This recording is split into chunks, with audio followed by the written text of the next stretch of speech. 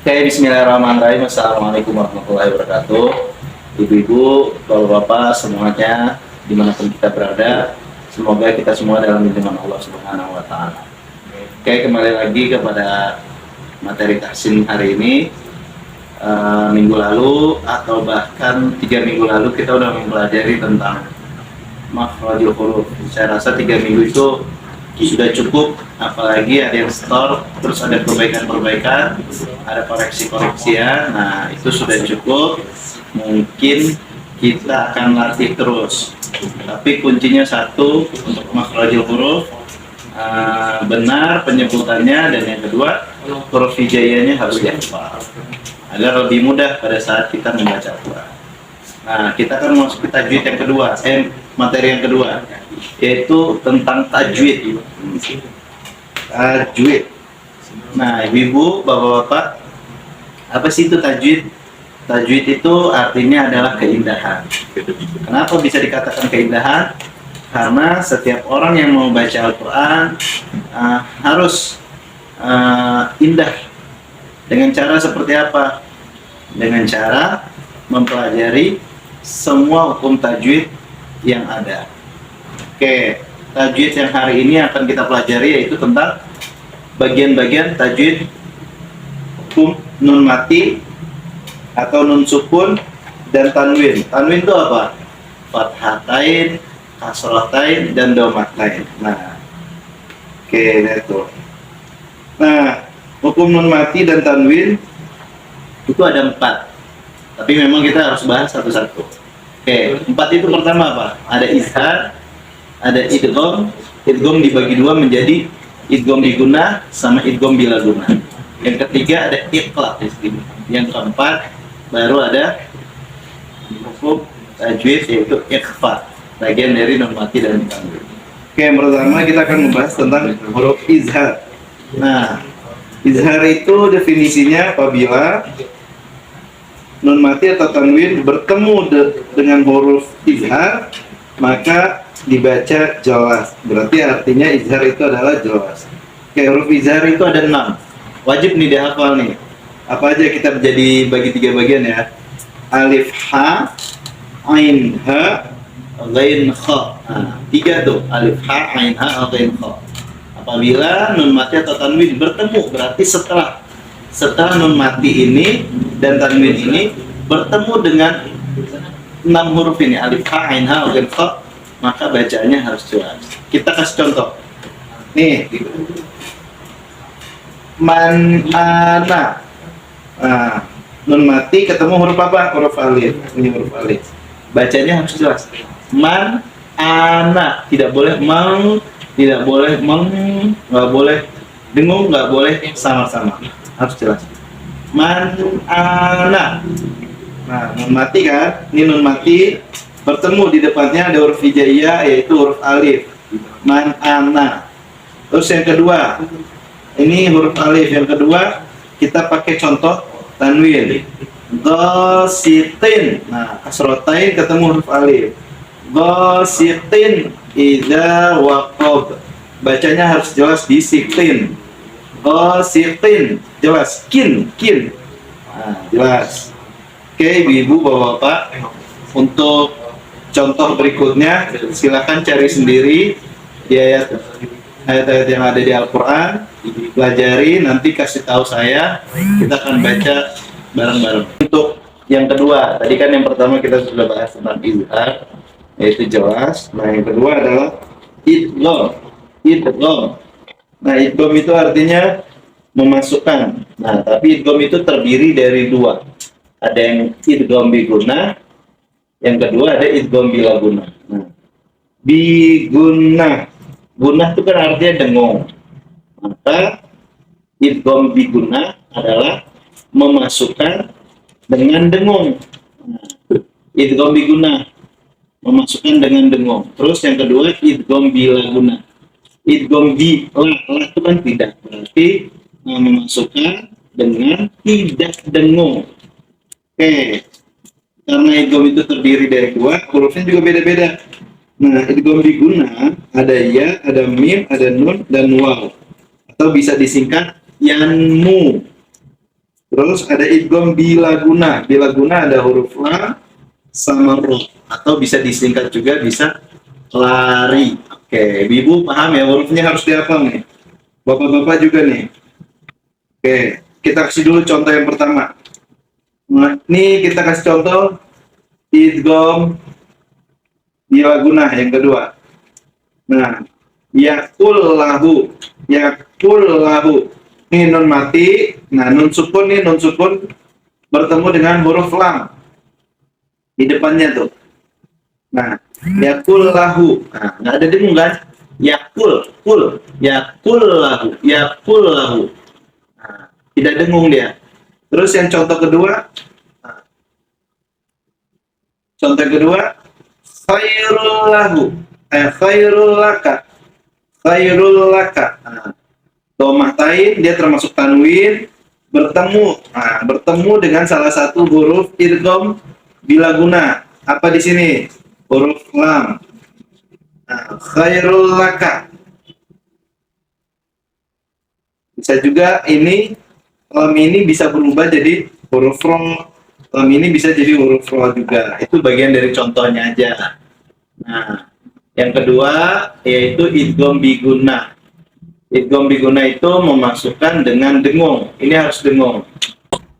Oke. Untuk idgham yang kedua, idgham yang tadi kan sudah bahas idgham bilaguna. Nah, sekarang idgham biguna memasukkan dengan dengung. Nah, dengung nih, dengung, ingat. Tadi kan tidak dengung. Sekarang kita fokus sama idgham biguna, dengung. Hurufnya apa aja ya? Mim, nun, dan waw atau yang mu. Oke, lihat nih, doma, nun sukun atau tanwin bertemu dengan huruf ini nih. Huruf idgham. Contoh ya. Rahabiu watab. Rahabiu, nah, miu, miu, miu, miu. Rahabiu watab. Jadi ada dengungnya kan? Rahabiu watab. Itu jeda tuh, ada jeda di sini. Rahabiu watab. Kasrotain, kasrotain ketemu dengan huruf idgham, huruf waw. Ini kasrotain nih. Oke, terus abidum, abidum, dengung tuh. Abidum ma'abattum. Oke, ini domatain ketemu dengan huruf mim. Oke, jelas ya. Nah, bacanya juga harus dengung. Nanti cari contoh-contoh di Al-Quran seperti ini. Nun mati atau tanwin ketemu huruf ya, ketemu huruf mim, ketemu huruf nun, ketemu huruf waw. Cara bacanya seperti itu. Sip. Untuk yang ketiga ini adalah hukum nun mati dan sukun atau tanwin. Nah, itu ada iqlab yang ketiga nih. Yang ketiga ada iqlab. Iqlab itu artinya apa sih? Nah, iqlab itu artinya menggantikan atau menukar. Menukar apa? Menukar nun mati atau tanwin menjadi huruf mim. Nah, biasanya iqlab itu ada huruf kecil. Ada huruf mim kecil di atasnya. Nih kita cari contohnya nih. Mim nih, min ba'di. Min ba'di. Tulisannya seperti ini. Min ba'di, nun mati nih. Ada mim kecil di dalam ayat Al-Quran itu biasanya seperti ini, pasti ada. Min ba'di. Nah, min ba'di itu tulisannya. Tapi pada saat dibaca, nun ini berganti menjadi huruf mim sukun. Mim ba'di. Mim ba'di. Nah, bacanya harus dengung. Mim, nah, nggak perlu ditekan antara bibir atas sama bibir bawah. Dikasih nafas sedikit, nggak perlu ditekan. Mim, nah itu susah. Tapi mim, nah kasih kelonggaran sedikit tuh. Mim ba'di. Nah itu mengganti nun sukun atau tanwin diganti menjadi huruf mim. Oke, contoh yang kedua. Sami'an basiro. Sami'an. Fatatain ketemu huruf ba. Nah, maka di sini ada huruf mim kecil. Nah, sami'an fathatayn ketemu ba. Cara bacanya sami'an ma. Jadi kayak gini nih bacanya. Sami'an basir. Oke, untuk huruf ikhlas sudah oke. Nanti kita yang terakhir yaitu huruf ikhfa. Ikhfa ini banyak, ada 15 huruf. Oke, kita pelajari huruf ikhfa. Oke, ini yang terakhir nih, yaitu hukum nun mati dan tanwin. Yang keempat adalah ikhfa. Nah, hukum tajwidnya ikhfa.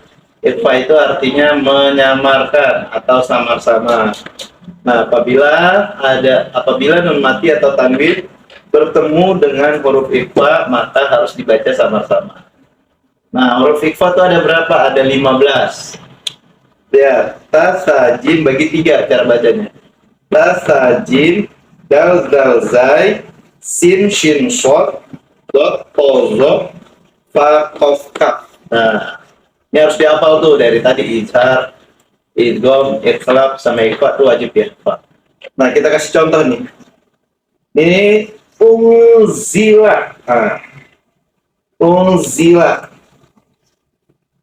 Nun mati bertemu dengan huruf zai. Nah, huruf zai ada di sini nih. Nah, huruf zai ada di sini. Unzila. Nah, cara bacanya piano kayak unzila. Unzila nun mati ketemu zai, maka bacanya unzila. Terus contoh yang kedua, milkum nun mati ketemu kaf. Milkum. Milkum. Lalu yang terakhir contohnya saya kasih contoh huruf sa nun mati ketemu sa. Al-hinsi. Nah, tapi huruf ikhfa ini banyak sekali di dalam surah Al-Quran. Nah, digali lagi, perhatikan, lihat sebagai bentuk setorannya, yaitu cari contoh-contoh bacaan ayat Al-Quran. Yang pertama ada huruf izhar, ada huruf idgham, ada huruf ikhlas, ada huruf ikhfa. Minimal satu orang, yaitu izhar itu 3, idgham masing-masing 2, ikhlas 2, sama ikhfa 5. Nah, itu silahkan cari di surah berapa aja, nanti setoran. Tapi bacanya doang, nggak usah satu ayat full, tapi bacanya aja. Oke, terima kasih. Ini untuk sampai hari Jumat atau bahkan sampai hari Minggu.